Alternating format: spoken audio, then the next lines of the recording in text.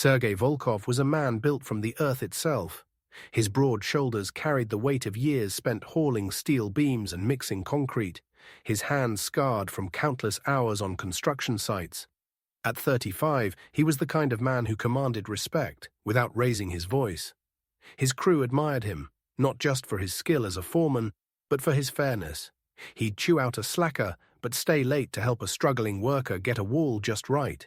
His life was steady, predictable, anchored by the small house on the city's edge where he lived with Lena, his wife of 7 years. Their home was modest but warm, nestled in a quiet suburb where the scent of pine and freshly mowed grass drifted through open windows. Lena, with her chestnut hair and eyes like a summer sky, was the heart of that home. Her laughter filled the rooms, her touch softened the edges of Sergei's rough days. Mornings began with her brewing coffee, the aroma pulling him from sleep, and evenings ended with her stories about her day at the advertising agency.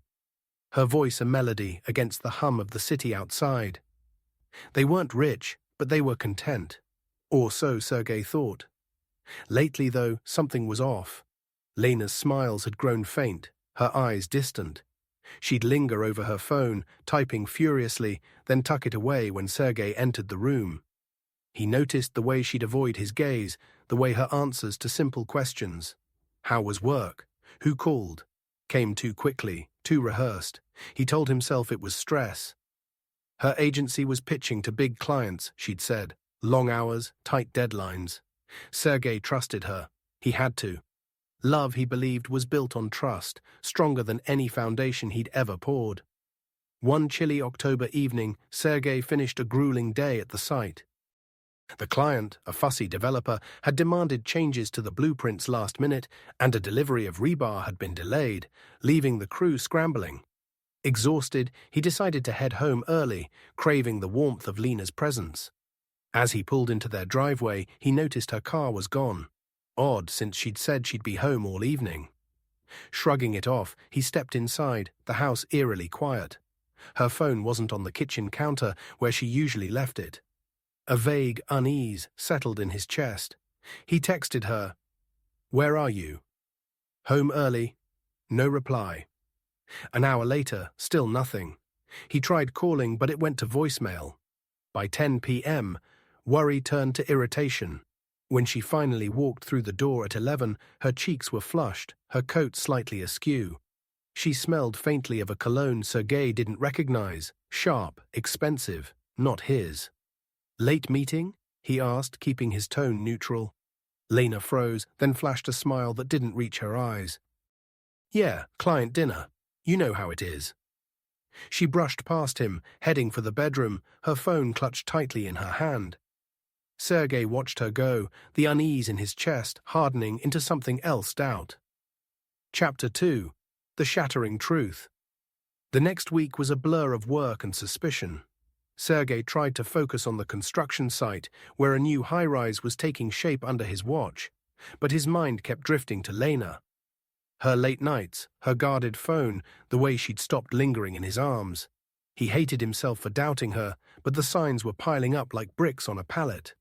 On Friday, after another chaotic day equipment failures, a worker nearly dropping a beam, he decided to clear his head at a cafe downtown. The place was small, with fogged-up windows and the smell of roasted coffee beans. He ordered a black coffee and sat by the window, staring at the rain-slicked street. That's when he saw her. Lena sat at a corner table, her laughter ringing out, bright and unguarded, the way it used to be with him. Across from her was a man in a tailored suit, his dark hair slicked back, his smile all charm and confidence. Their hands touched across the table, fingers entwined. Sergei's coffee cup trembled in his grip. He watched as the man leaned in, whispering something that made Lena blush. It wasn't a client meeting. It was intimate, personal, wrong. He didn't storm in. He didn't shout or flip tables. Instead, he paid for his coffee and walked out, the rain soaking through his jacket. The image of Lena's hand in that man's burned into his mind, a wound that pulsed with every heartbeat. That night, he waited. Lena came home at midnight, her hair damp from the rain, her face glowing with a happiness that wasn't for him. She stopped short when she saw him sitting in the dark living room, his hands folded on his knees. "Who is he?" Sergei's voice was low, steady, but it carried the weight of a collapsing wall. Lena's smile vanished. She stammered, tried to laugh it off. "What are you talking about? It's nothing. Don't lie to me." His eyes locked onto hers, unyielding. She crumbled. Tears spilled as she confessed. His name was Artem Voronov, a wealthy client at her agency. It started as flirtation, she said, a thrill she couldn't resist. 3 months ago, it became an affair. She swore it was a mistake, that she loved Sergei, that she'd end it. But her words were hollow, each one a nail in the coffin of their marriage. "Get out," Sergei said, his voice barely above a whisper. "Pack your things and leave." She begged, her sobs echoing through the house, but Sergei turned away. By dawn, Lena was gone, her side of the closet empty, her scent fading from the sheets.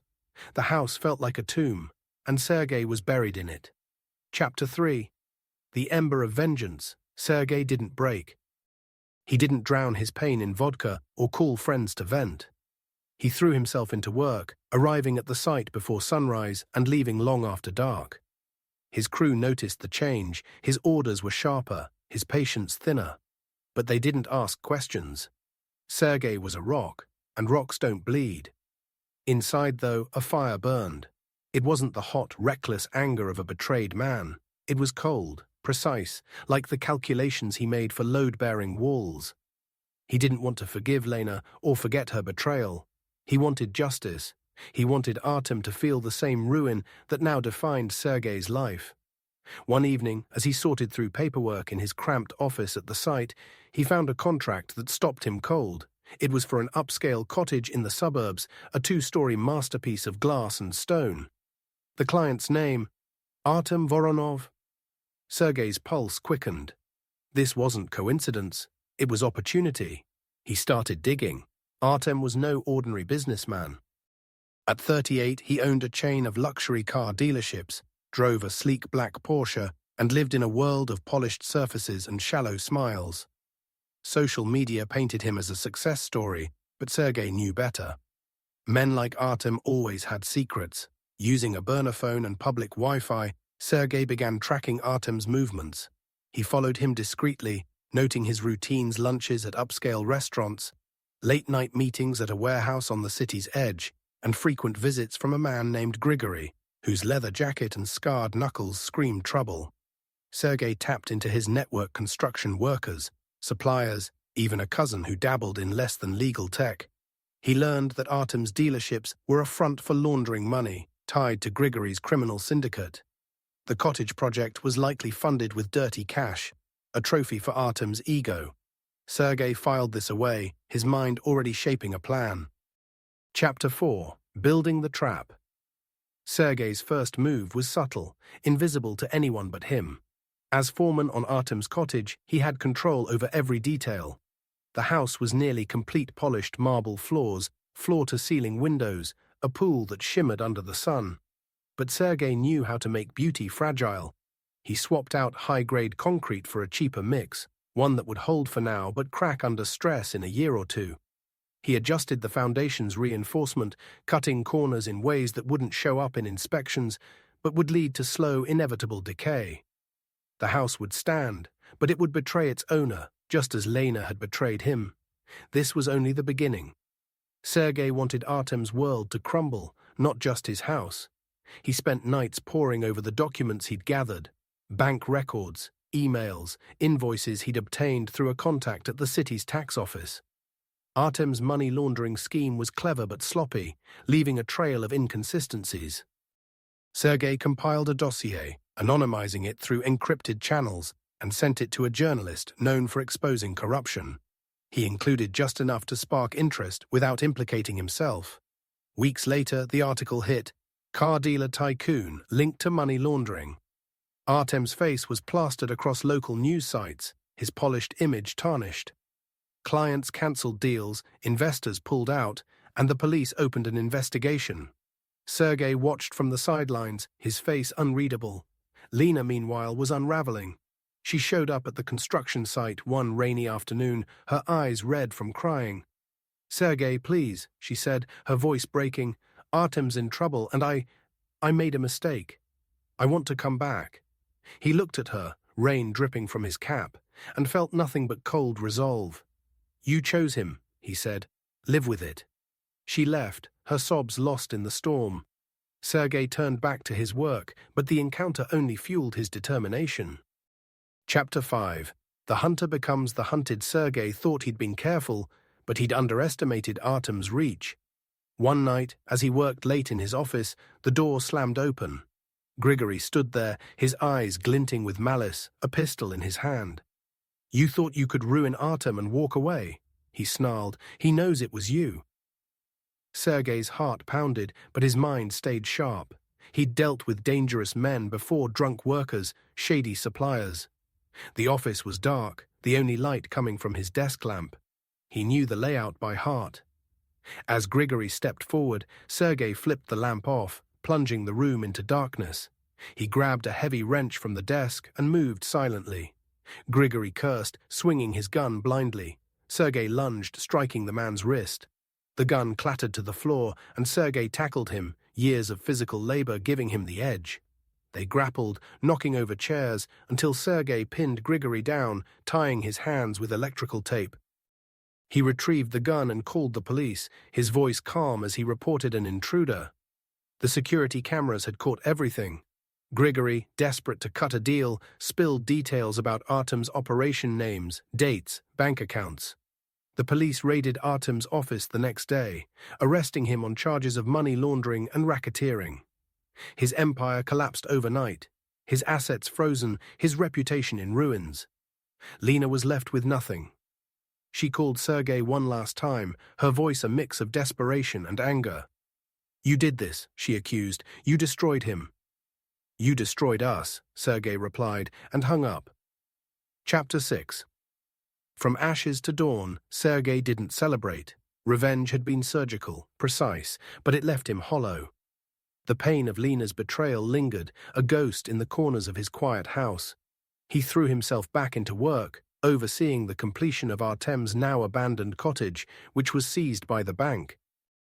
The cracks he'd built into it would remain his secret, a silent testament to his vengeance. Months later, on a new project, a community center with sweeping arches and green spaces, Sergei met Anna. She was an architect, her red hair catching the sunlight as she sketched designs on a tablet. She was sharp, passionate about her work, and unafraid to challenge Sergei's ideas. Their arguments over blueprints turned into coffee breaks, then dinners. Her laughter was different from Lena's, less polished, more genuine. For the first time, Sergei felt a spark of something new. One evening, as they walked through the half-built community center, Anna paused by a window, the city lights stretching out below. "You're carrying something heavy," she said, her eyes searching his. "You don't have to tell me, but you don't have to carry it alone." Sergei didn't answer right away. He looked at the framework of the building, strong and solid, a new beginning rising from the ground. Revenge had burned away the man he'd been, but it had also cleared the way for something else. He took Anna's hand, and for the first time in months, he smiled. The past was a ruin, but Sergei was a builder, and he would build again. This extended version is approximately 25,000 characters, with richer detail, deeper character exploration, and additional layers to the plot, making it ideal for a dramatic video script. Let me know if you need further tweaks or specific additions.